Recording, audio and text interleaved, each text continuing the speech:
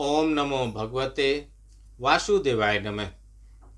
नमस्कार, मैं ज्योतिषाचार्य वरुण प्रकाश ज्योतिष के आज के संस्करण में आपका स्वागत करता हूँ।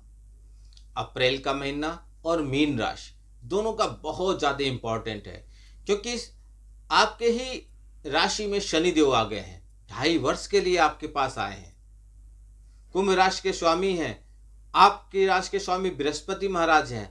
बृहस्पति महाराज के राशि पर शनिदेव आ गए हैं। तो क्या होगा? शनिदेव के आपके राशि में गोचर करने के बाद यह पहला महीना है, तो आपके ऊपर कैसा प्रभाव पड़ेगा इस वीडियो में आप समझिए। मैं आपको सब जगह बताऊंगा, कार्य क्षेत्र की जगह पे, आर्थिक स्थिति से, पारिवारिक स्थिति से, स्वास्थ्य की स्थिति से कैसा होगा आपका समय। सबसे पहले सामान्य रूप से बताऊंगा, फिर ग्रहों की स्थिति के हिसाब से बताऊंगा, जिससे आपको समझने में और आसानी हो। लेकिन यह राशिफल आपके नाम राशि और आपके चंद्र राशि पर आधारित है। यदि आप अपनी कुंडली का विश्लेषण करा लें और आपकी कुंडली में ग्रहों की स्थिति क्या है, सब कुछ उस पर ही निर्भर करता है। और अपने बारे में जान सकते हैं, समझ सकते हैं, गलतियां करने से बच सकते हैं और आगे बढ़ सकते हैं। तो और एक चीज बताऊं, मैं आजकल सोशल मीडिया पर छोटे छोटे वीडियो चलते रहते हैं। आप यह कर लीजिए राजा बन जाएंगे, आप यह कर लीजिए तो आप अमीर बन जाएंगे, आप यह कर लीजिए, आप शुक्रवार को शराब पी लीजिए तो आप इस मंत्र का उच्चारण कीजिए, आप अपने हथेली पे लाल पीले हरे कलर रंग से यह लिखिए, इस नंबर को लिखिए तो आप जाएंगे। यही करने से यदि ये हो जाता तो दुनिया में कोई गरीब नहीं रहता। गरीब कहाँ रहेगा? सब लोग कर लेते। मोबाइल तो अब सबके पास है। घर का एक सदस्य भी करके अमीर बन जाए तो घर के पूरे सदस्य को संभाल सकता है। मान लीजिए घर में 10 सदस्य, सबके पास मोबाइल नहीं है, किसी एक के पास तो है। किसी एक को तो वीडियो मिला ही होगा, देखा ही होगा, कर लिया होगा, अमीर बन गया होगा। नहीं बना होगा। उससे अमीर बन जाते तो लोग काम ही क्यों करते? सभी लोग अमीर बनते रहते। यह सब अपने वीडियो को चलाने के लिए, सोशल मीडिया पे वायरल होने के लिए, सब्सक्राइब बढ़ाने के लिए, अब फॉलोअर बढ़ाने के लिए एक तरीका है। यदि ऐसे करने से सब कुछ अमीर हो जाए तो दुनिया में किसी को कुछ भी करने की जरूरत नहीं है, सब यही करते जाएं। थोड़ा पैसा कमाऊंगा फिर कर लिए, थोड़ा पैसा कमाऊंगा फिर कर लिए। इससे नहीं होगा। भाग्य का लिखा हुआ, कर्म का लिखा हुआ कोई नहीं बदल सकता। आप सिर्फ ग्रहों के शांत करने से, ग्रहों का उपाय करके ही कुछ पा सकते हैं, और कर्म करने से ही कुछ आपको मिलेगा, अन्यथा कुछ नहीं होने वाला। करते जाइए, करते जाइए। जिस दिन आप वो उपाय करके अमीर बन जाएंगे मुझे बता दीजिएगा। ग्रहों की स्थिति को समझिए कुंडली में, उसके अनुसार आप कार्य कीजिए, उसके अनुसार आप उपाय कीजिए, तो ही आपको लाभ मिलेगा। यदि ठोकर खाना लिखा तो ठोकर लगेगा, निश्चित तौर पे लगेगा। अब बशर्ते उस ठोकर से आपका पैर टूटना था तो आपको खरोच लग जाएगी, पैर टूटना बच जाएगा उपाय करने से, लेकिन लगेगा जरूर। यदि आपको पानी में डूबना लिखा है तो पानी में आप डूबेंगे अवश्य, लेकिन यदि उपाय कर लेंगे तो हो सकता हो आप गहरे पानी में न हो, पानी चितला हो, आपके घुटने तक हो, आप वहां पे डूब न सके, गिर जाएंगे, वहां फिसल जाएंगे आप। हो सकता हो आप डूबने वाली जगह पहुंच जाए, कोई बचाने वाला आपके आसपास हो, बचा ले आपको। यह होता है ग्रहों का उपाय करने से। अन्यथा आप हाथ में लिख लीजिए, लाल पीले हरे कलर से देख लीजिए क्या होता है। तेजपत्ता लिख के जला लीजिए, देख लीजिए कितने अमीर बन जाते हैं आप। कर लीजिए उपाय। आपको मेरी बात अच्छी नहीं लग रही होगी, कर लीजिए उपाय, कर लीजिए, और क्या परिणाम मिलता बता भी दीजिएगा। मैं गारंटी देता हूं कुछ नहीं मिलेगा आपको परिणाम। जब तक आप अपने कुंडली के ग्रहों की स्थिति को नहीं समझेंगे, उसके अनुसार आप कुछ नहीं करेंगे, किस कुंडली के किस ग्रह को कैसा उपाय करना है वह नहीं करेंगे, तब तक सब बेकार है। गुरु के द्वारा मंत्रों को लेकर यदि आपके पास लगता है, किसी ने कह दिया इस मंत्र का जाप कीजिए, आपने उठाया और पढ़ जाप करना चाहे तो भी आपको लाभ नहीं मिलेगा।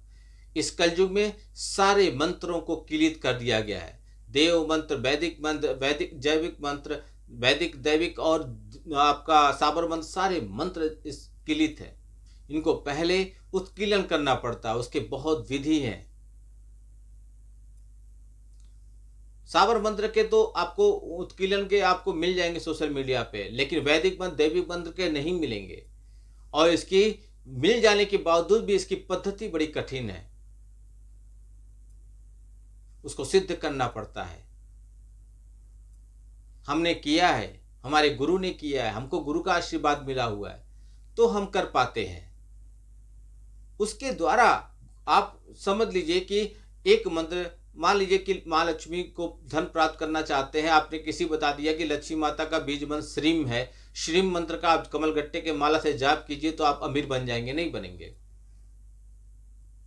अब आप सोचेंगे क्यों नहीं बनेंगे? महालक्ष्मी का बीज मंत्र श्रीम हम कर ही रहे हैं, कमल गट्टे से करना चाहिए वो भी कर रहे हैं, आसन बिछा के बैठना चाहिए, मतलब जो भी आपको मालूम हो कर रहे हैं, फिर भी नहीं हो रहा है, लाभ नहीं मिल रहा है।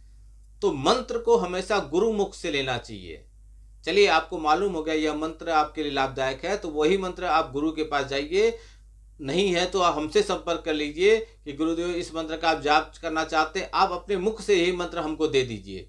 जब गुरु मुख से वो मंत्र लेंगे तो वह मंत्र तुरंत प्रभावी हो जाएगा और आपको लाभ देना चालू कर देगा। शास्त्रों में कुछ नियम है, ऐसा नहीं होता कि हम कुछ भी करना चालू कर दें और हमको सब कुछ हो जाएगा। नियम है, पद्धति है। भगवान आपके श्रद्धा को देखते हैं, विश्वास को देखते हैं, आपके भाव को देखते हैं।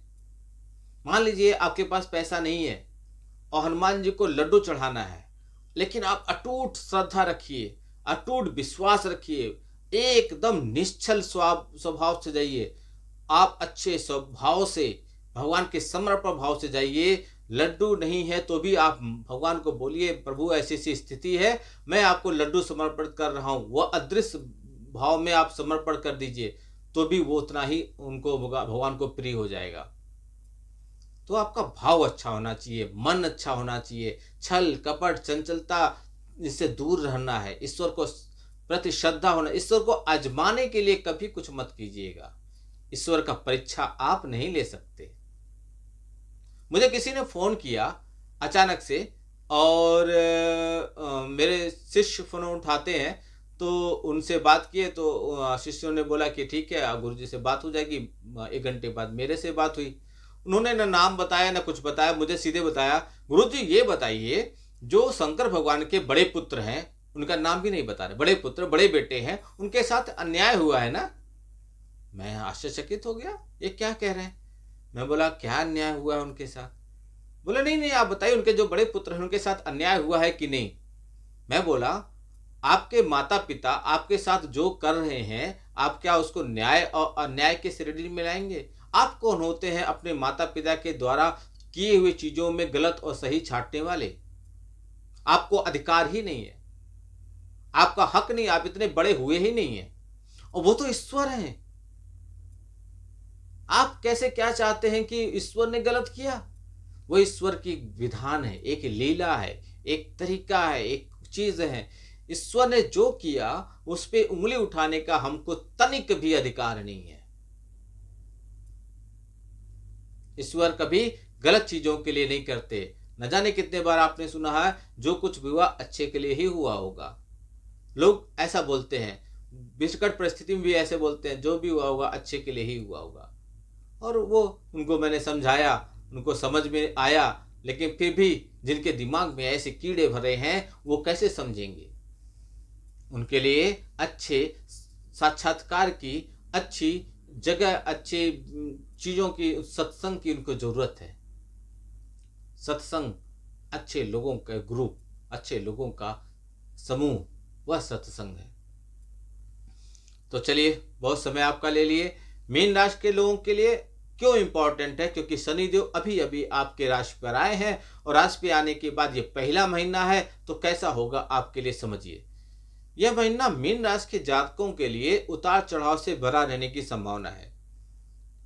महीने के शुरुआत से ही सूर्य, बुध, शुक्र, शनि और राहु, इन 5 ग्रहों का पंचग्रही योग जो है आपके ही राशि में बन रहा है।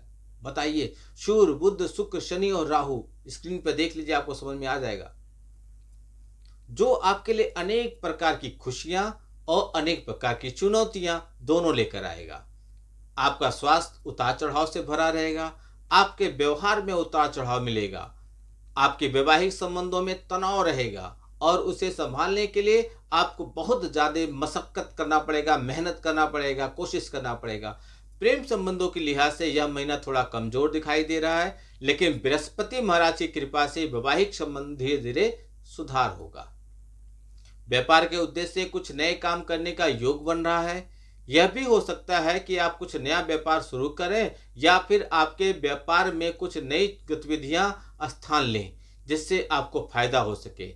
नौकरी करने वाले जातकों को अपने काम के साथ अपने सहकर्मियों का पूरा सहयोग मिलेगा, जिससे आपके प्रदर्शन में सुधार होगा। ऐसे में नौकरी में आप अपनी अच्छी स्थिति बना पाएंगे, जिससे आपको बहुत लाभ होने का योग बनेगा। आर्थिक तौर पर यह महीना अच्छा रहने की संभावना है। विशेष तौर पर महीने का उत्तरार्ध आपके लिए अच्छी खुशखबरी लेकर आएगा। विद्यार्थी वर्ग को चुनौतियों का सामना करना पड़ेगा और स्वास्थ्य समस्याओं पर ध्यान देना पड़ेगा। पारिवारिक जीवन में सामंजस्य आपका बना रहेगा। अब समझिए कार्य क्षेत्र के हिसाब से, जहां आप नौकरी करते हैं, व्यापार करते हैं, यह महीना कैसा रहेगा। तो करियर के दृष्टिकोण से यह महीना आपके लिए अनुकूल रहने की पूरी संभावना है, क्योंकि दसम भाव के स्वामी बृहस्पति महाराज आपके राशि के स्वामी हैं। पूरे महीने आपके तीसरे भाव में विराजमान रहेंगे और वहां से आपके सप्तम भाव, नवम भाव और एकादश भाव को देखेंगे। बृहस्पति महाराज की 3 दृष्टि होती है, जिससे आपकी नौकरी में आपकी स्थिति मजबूत होगी। महीने की शुरुआत के 2 दिन में मंगल महाराज चौथे भाव में बैठकर दसम भाव को देखेंगे, जिससे आपके स्वास्थ्य में उग्रता इसका समस्या हो जाएगा। लेकिन 3 अप्रैल से पंचम भाव में चले जाएंगे और ऐसे में नौकरी बदलने का योग आपके लिए मजबूत होगा। आप अपनी नौकरी में अपने साथ काम करने वाले सहकर्मियों से अच्छा व्यवहार पाएंगे, अच्छा सहयोग पाएंगे। उनका आपको पूरा प्रतिफल मिलेगा। उनके सहयोग से आप अपने कार्य क्षेत्र में अच्छा प्रदर्शन करेंगे। बृहस्पति महाराज की दृष्टि आपके भाग्य भाव में और आपके आय भाव पे होने के कारण आपकी आमदनी में बढ़ोतरी होगी। कार्य क्षेत्र में आपकी स्थिति एक मजबूत स्थिति में बदल जाएगी और आपको अपने वरिष्ठ अधिकारियों का भी सहयोग और घनिष्ठता मिलेगा, जिससे नौकरी में आपकी स्थिति अच्छी बनेगी।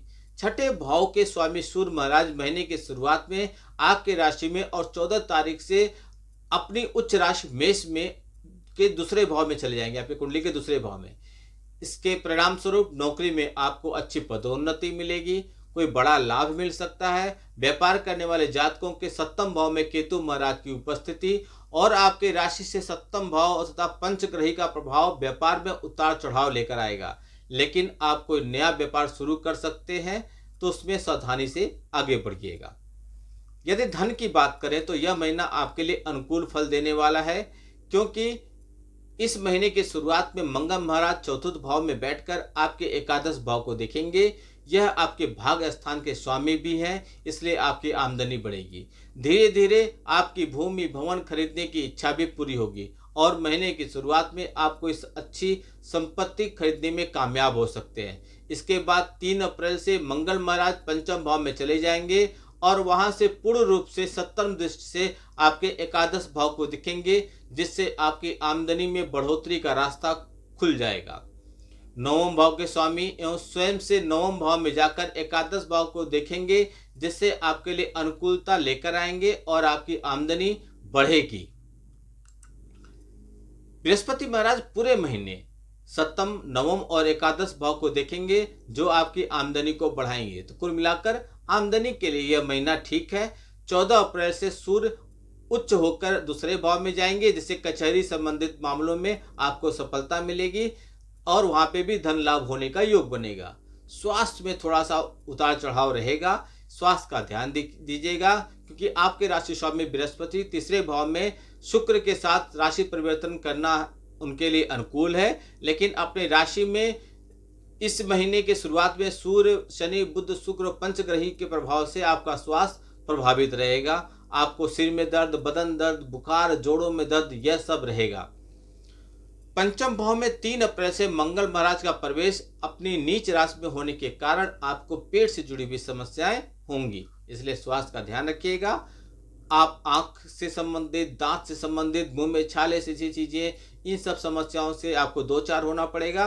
तो आप उन सब समस्याओं से बचने के लिए उपाय कर लीजिए। पहला उपाय, आपको अपने राशि के स्वामी ग्रह देवगुरु बृहस्पति के पीले पुखराज रत्न को सोने की अंगूठी में जड़ाकर शुक्ल पक्ष के गुरुवार के दोपहर के समय अपनी तर्जनी उंगली में धारण कर लीजिए। इससे आपको बहुत लाभ मिलेगा। यह आप कर लेंगे तो आपकी समस्याएं खत्म होने लगेंगी। इसके अतिरिक्त बृहस्पति देव के बीज मंत्र का जाप करना आपके लिए बहुत लाभदायक होगा। यदि संभव हो तो आप उसी दिन पीपल का वृक्ष लगाइए और जब तक वो वृक्ष मजबूत न हो जाए तब तक उसकी सेवा कीजिए। यदि आप यह उपाय ईमानदारी से करते हैं तो आपको लाभ ही लाभ मिलेगा। आपका दिन शुभ हो। भगवान भोलेनाथ का आशीर्वाद आप पे बना रहे। नमस्कार। जय श्री राम।